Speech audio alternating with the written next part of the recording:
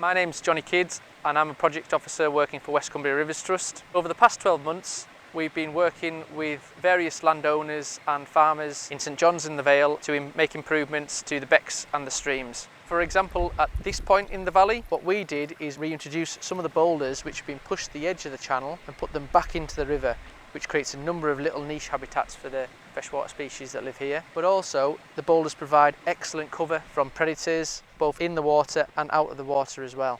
Whilst we were working with the tenant and the landowner at Bridge House, we began to have some conversations about integrating more native trees into the landscape.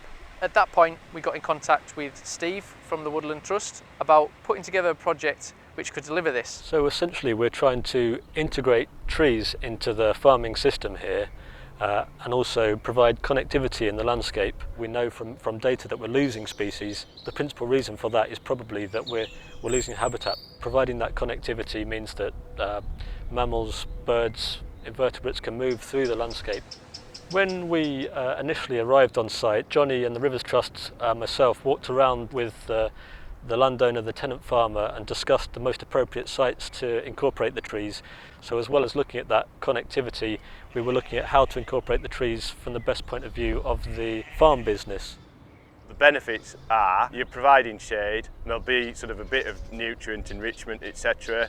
And actually, at the start of the year, your grass grows better under the trees anyway. Rivers Trust said that they would be willing to help, and also the Woodland Trust put in some time and volunteers and money to help with sort of some timber cages. I have a sawmill and we cut timber. We've used larch from Finlay, so it's come 2 miles down the road, and that's sort of an important part for us to try and keep things local and as sustainable as can be. So all in all, like, come back in 20 years and ask me if it was a good idea, I'll probably say yes, or I hope to.